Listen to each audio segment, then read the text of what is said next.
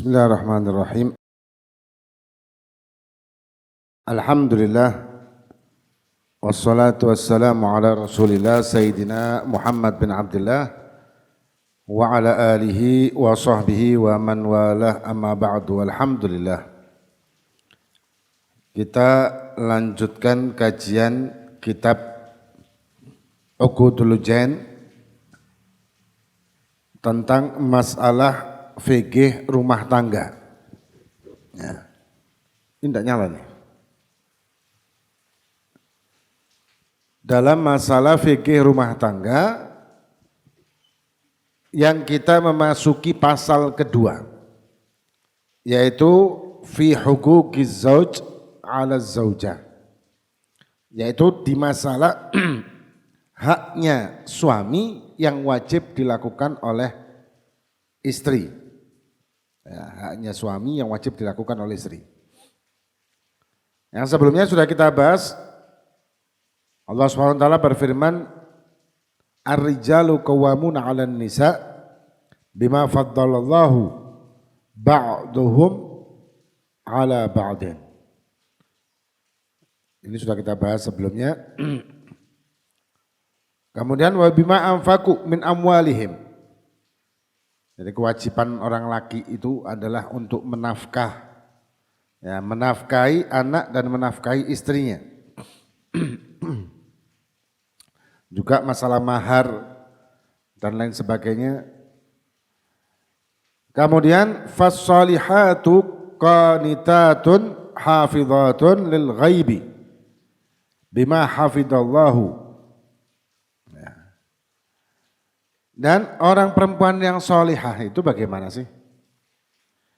Orang perempuan yang solihah ini Allah Subhanahu Wa Taala menyebutkan adalah qanitatun.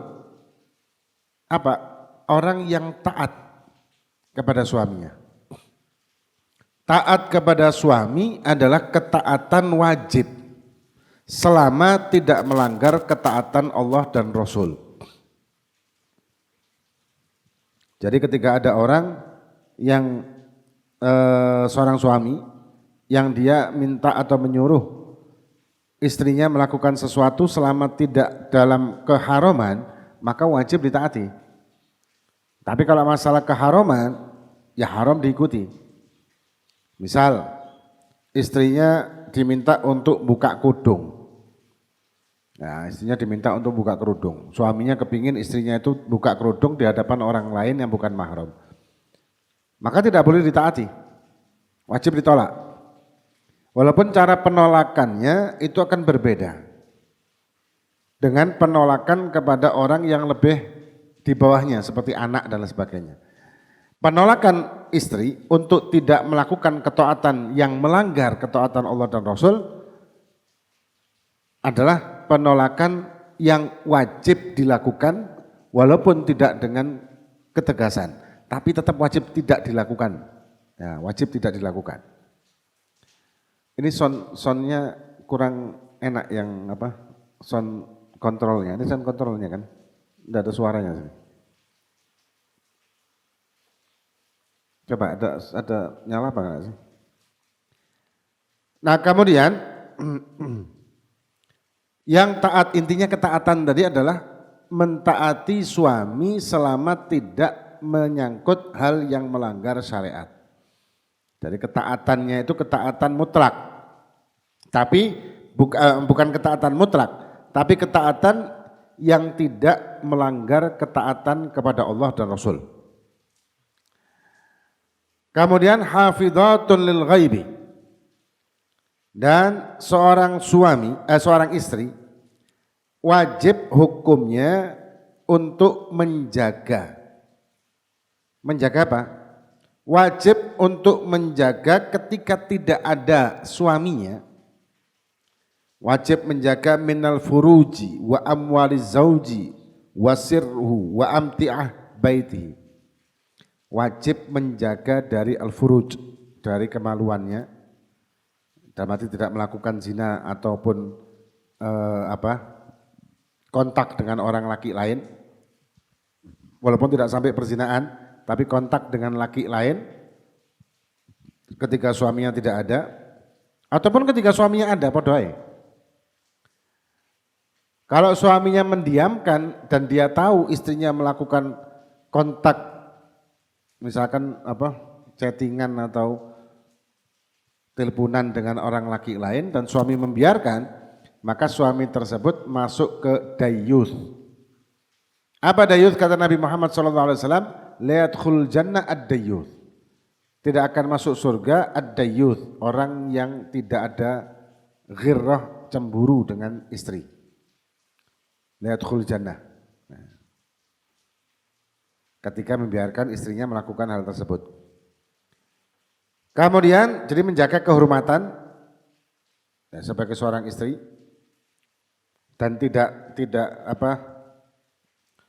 ngupload wajahnya juga, itu termasuk ngupload wajahnya. Ada beberapa orang perempuan itu mengupload wajah tapi wajahnya ditutupin, tapi kelihatan bentuknya, ini podo aja sebenarnya. Sama aja. Jadi kayak wajahnya ditutupi stiker atau apa gitu ya. Tapi ketok aja sih nerawang gitu. Itu sama aja sih. Kan menimbulkan penasaran bagi orang laki yang melihatnya. Dan itu hukumnya jelas haram. Ya, hukumnya haram. Dan termasuk bentuk dari khain kepada suaminya. Wa amwaliz zauj, dan hartanya suami. Ya, wajib menjaga si istri tersebut harta benda suami. Bahkan anaknya ingin memakai harta suami tanpa sepengetahuan suami, tidak boleh diberikan. Misal suaminya lagi di kamar mandi, anaknya kepingin main HP. Anaknya kepingin main HP suami. Tidak boleh. Jadi tidak boleh memberikan apapun harta suami kepada siapapun, walaupun kepada anaknya sendiri. Harta suami loh ya. Beda dengan harta suami yang telah diberikan kepada istri. Ini sudah milik istri. Ya. Kemudian wasir dan harta kerahasiaannya suami tersebut. Dan perabotan-perabotan rumah tangganya, alat-alat rumah tangga atau apapun yang ada di rumah tersebut, wajib hukumnya istri menjaganya.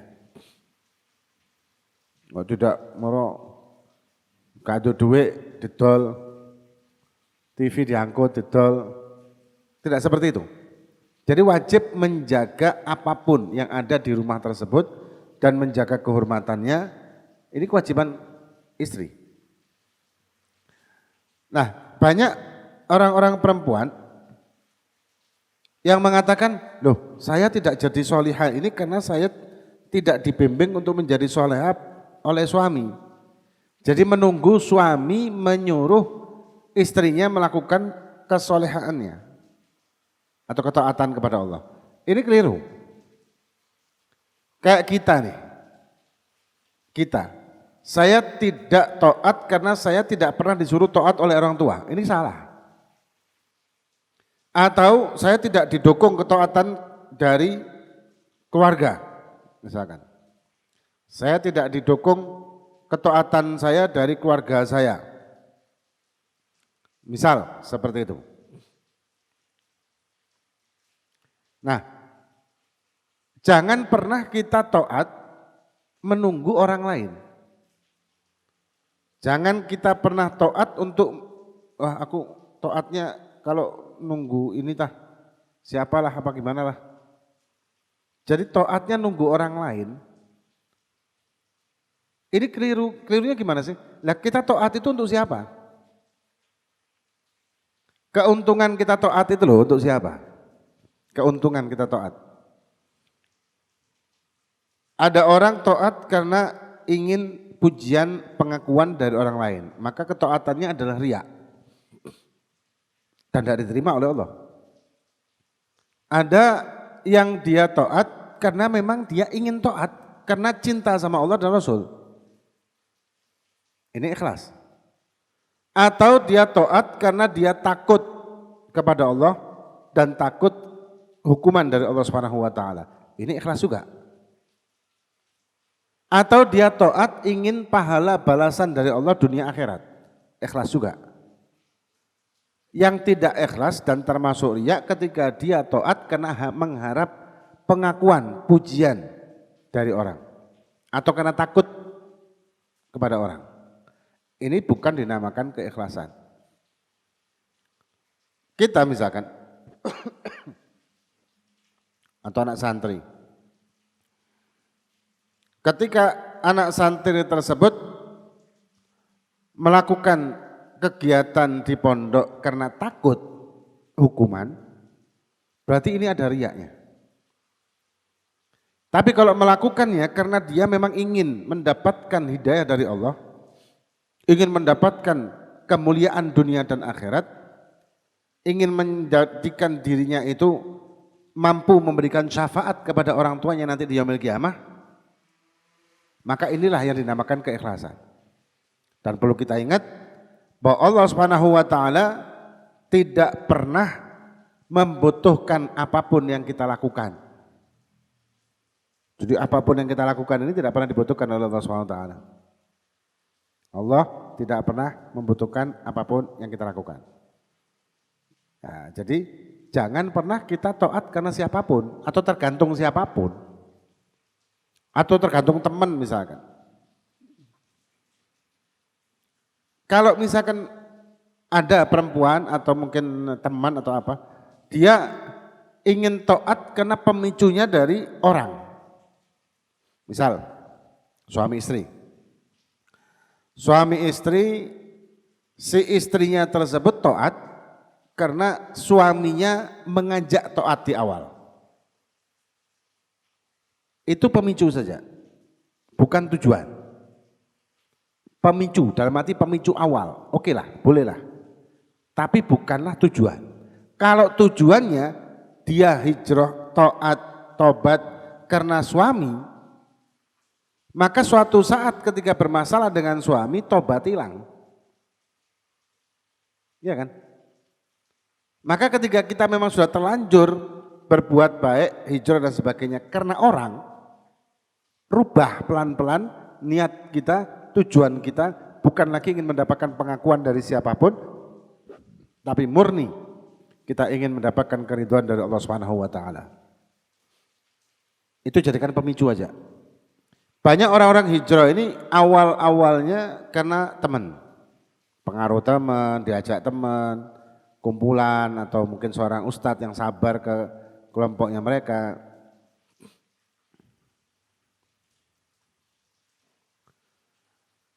Ini pemicu aja. Ini pemicu. Nah, pemicunya ini jangan dijadikan tujuan.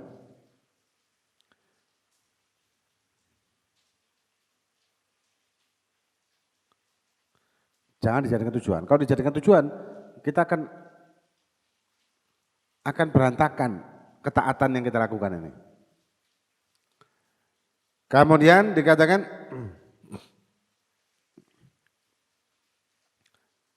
Nabi kita Muhammad SAW bersabda dari Abi Hurairah, khairun nisa'i imra'atun idza nazarta ilaiha sarratka wa in amartaha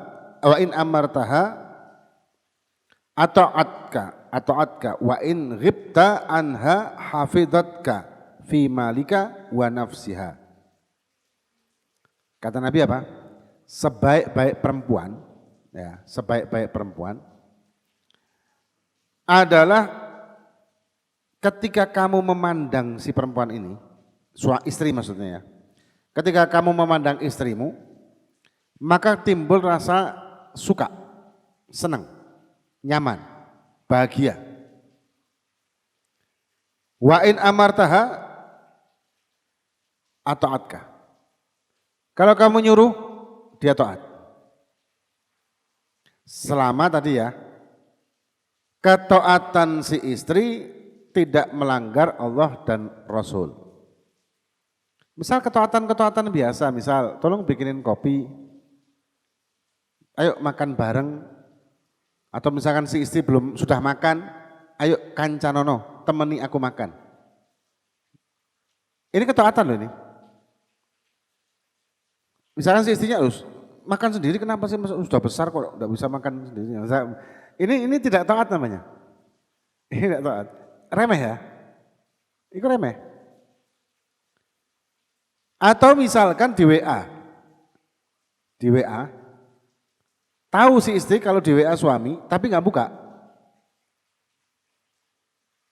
Nah, tahu kan bunyi tuh. Tahu, oh suaminya WA. Misalkan, Dek lagi di mana gitu misalkan ya. Ditolak dok. Nah, gimana nih? Beda kalau misalkan enggak tahu mungkin di silent kah atau nopo gitu. Tapi biasanya ngambul. Nek istri ngambul biasanya angel menjawab nggih. Nggih. Ini kan ibu ya ana apa perai gara-gara hutan? Jadi ketaatan itu sebetulnya hal-hal yang ringan tapi pahalanya besar. Jadi hal-hal yang sebetulnya sepele tapi pahalanya besar. Kaidahnya tapi ya, kaidahnya nih. Jangan pernah taat kepada siapapun walaupun suami untuk melanggar Allah dan Rasul. Titik sudah. Jadi Allah dan Nabi Muhammad SAW nomor awal, nomor satu. Yang selainnya enggak. Yang utama itu Allah, Nabi. Dalam arti syariat ini sudah. Kita tidak bisa untuk mentaati siapapun selama melanggar syariat. Suami sekalipun. Orang tua sekalipun. Jangankan ngotot. Guru sekalipun. Guru. Ulama sekalipun. Memerintahkan kita untuk melanggar syariat wajib ditolak. Wajib ditolak. Nah kemudian dikatakan lagi, khairun nisa imra'ah idza nadarta fi ilaiha saratka wa in amrata ata'atka wa in ghibta anha hafidatka. Kalau kamu lagi pergi, mungkin kamu lagi kerja atau apa, maka dia akan menjagamu fi malika wa nafsiha. Di hartamu dan juga di dirinya dia. Ketika suami tidak ada, dia menjaga rumahnya, menjaga rumah tangganya, menjaga anak-anaknya, menjaga hartanya, dan tidak memasukkan siapapun ke rumahnya tanpa izin. Tidak bisa memasukkan, tidak boleh memasukkan siapapun ke rumahnya tanpa izin, laki maupun perempuan. Laki maupun perempuan loh ya. Kecuali istrinya, suaminya mengatakan kalau ada tamu teman-teman kamu nggak apa-apa kapan-kapan aja. Nah, jadi kalau misalkan ada temanmu datang ke sini silakan. Maksudnya izin bebas silakan. Cuman kalau tamu laki yang bukan mahram haram ditemui. Kalau tidak ada suaminya. Walaupun ada suami sebetulnya tidak boleh kita duduk bareng dengan suami nemoni tamu lanang. Kemudian dan ini pahalanya besar sekali lagi. Dan sekali lagi yang sering kita bahas tadi ya. Jangan pernah kita taat itu tergantung kepada siapapun. Ketaatan kita jangan pernah bergantung kepada siapapun. Istri jangan pernah taat karena suami. Kalau pemicu awal taat karena suami boleh, tapi jangan keterusan. Rubah tujuannya taat kepada suami mungkin di awal, tapi setelah itu rubah ketaatan saya karena Allah dan Rasul. Pingin dapatkan ridhonya Allah dan Nabi Muhammad SAW. Harus dirubah. Kalau enggak, percuma. Kemudian wallati takhafuna ay tadunnun nusuzahunna. Kalau kamu takut ya nuzusnya. Sudah 15 menit. Ini kita bahas selanjutnya masalah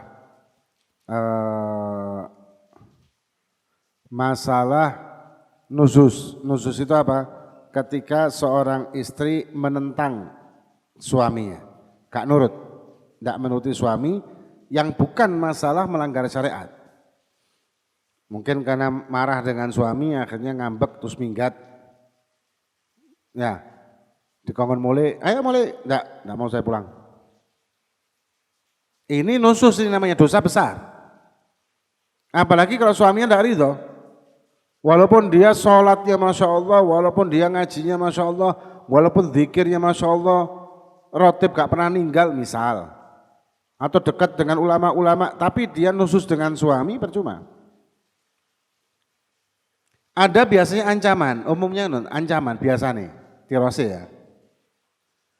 Misalkan si istrinya minggat ke temennya atau mungkin ke saudaranya atau orang tuanya. Kemudian disusul oleh suami. Jak boleh, jak balik, tak mau. Ini sudah nusus kan, tak mau pulang. Dipaksa, tetap tak mau. Ditegesi, kalau kamu tetap menginginkan saya pulang, mending kamu ceraikan saya. Misal, ancaman seperti itu. Ya, misal, kamu tidak boleh nyuruh saya pulang atau saya minta cerai. Ancaman kan? Nah, dua-duanya ini jadi dosanya dua di sini. Yang pertama dosa nuzus karena tidak nurut, yang kedua dosa karena minta cerai tanpa sabab yang syar'i. Kecuali misalkan si suami tadi itu ngepui tiap hari, nandangi tiap hari, balangi piring bendino misalkan gitu. Nah ini kan beda cerita. Tapi kadang-kadang masalah telat mulih gitu misalnya. Telat pulang atau tidak merasa tidak diperhatikan lah atau gimana. Selama tidak melanggar syariat tidak bisa menjadikan itu sebagai hujah. Nah jadi hati-hati para ibu-ibu ini hati-hati. Suami dia bertanggung jawab penuh kepada istrinya. Ketika istrinya menolak untuk mentaati suami, maka dosa si istri tersebut sangat-sangat besar dan tidak diridhoi oleh Allah Subhanahu wa taala sampai suaminya ridho. Terus apakah jalan keluarnya minta cerai? Nah, ini bukan jalan keluar. Minta cerai pun dengan alasan yang bukan syar'i tadi, ancaman tadi, itu pun tambah dosa mana kan? Dosa lagi. Ya. Nah, ini perlu dihati-hati. Perlu dihati-hati. Ini sedikit banyak dan mohon maaf nih ya, 1 bulan penuh kita perai. Ya, saulan lebih. Karena waktu di Kalimantan memang begitu nyampe terus drop sakit. Jadi enggak kemana-mana di Kalimantan di Omatok wis. 2 minggu lebih sakit di Kalimantan. Tapi ya semoga-moga tetap istiqomah insya Allah. Cuman minggu depan jadwal Jakarta. Tapi digantikan nanti oleh siapa biasanya Bewaluinya. Terus nanti seminggunya lagi kayak biasanya insya Allah. Kita juga ganti-ganti nanti. Ya. Kitabnya ganti-ganti. Wallahu a'lam. Ada pertanyaan? Enten pertanyaan apa buatan?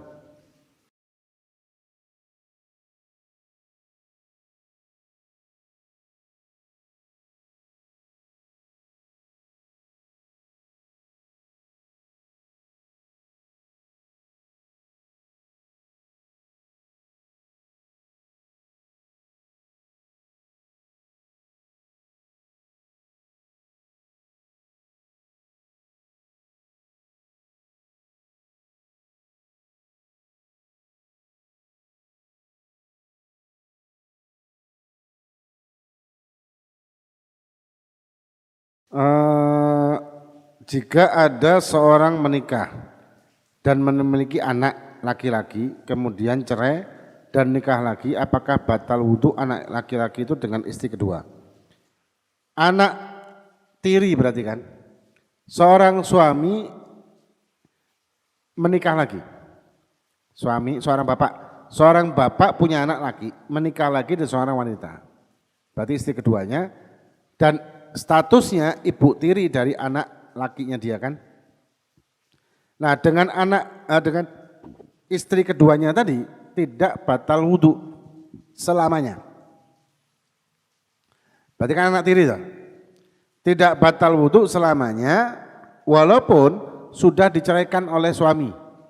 Misal sudah tidak lagi menjadi istrinya, tetap statusnya ibu tiri. Walaupun sudah bukan lagi istri dari bapaknya. Jadi anaknya suami itu mahram. Begitu juga sebaliknya. Anaknya istri juga mahram. Selamanya. Menikah dengan seorang janda punya anak perempuan. Setelah akad nikah dan dukhul, maka anak perempuan tersebut menjadi mahramnya si suami sampai kapanpun. Ada kejadian setelah menikah dengan seorang janda punya anak, ternyata enggak punya anak. Akhirnya janda tersebut, istrinya tadi maksudnya, dia ngomong sama suaminya, ceraikan saya, terus kamu nikahi putriku, supaya bisa punya anak maksudnya. Dan terjadi, diceraikan, kemudian nikahlah dengan si putrinya dan subhanallah punya anak. Gimana hukumnya? Karena ketidaktahuan sini orang, karena kejahilan ini orang, maka hukumnya seketika itu begitu dia tahu, maka hukumnya batal pernikahan. Nah terus anak-anaknya yang sudah terlanjur gimana dong? Anaknya yang sudah terlanjur itu tetap bernasab, tetap punya nasab, tapi jatuhnya memang anak-anak syubhat ya. Tapi tetap bernasab, bukan anak zina. Karena kejahilan ini orang. Dan itu kejadian memang. Nah itu kejadian, pernah kejadian. Ada lagi pertanyaan?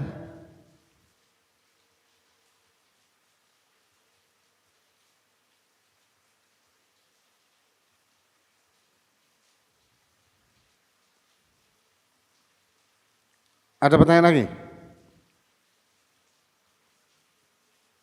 Hah? Ibu-ibu?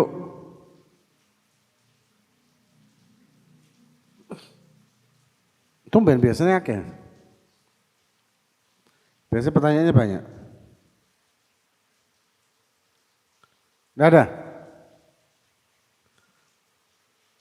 Wallahu a'lam bishawab. Ini ibu juga enggak ada. Fatihah bin Allah fakina fi din dan hayatun salah wa nasafuna sallallahu alaihi wa sallam wa sallam Nabi al-Fatihah. غير المغضوب عليهم ولا الضالين آمين الله بحق الفاتحة وصلاة الفاتحة بركات الفاتحة تقبل منك سمعون وتبعون انك تم اللهم استعان بنا وفينا ضمن الله ومن السبب العافية واتوا المرتعاتك يا ارحم الراحمين يا ارحم الراحمين يا ارحم الراحمين ارحمنا صلى الله على سيدنا محمد وعلى اله وصحبه وسلم الحمد لله رب العالمين.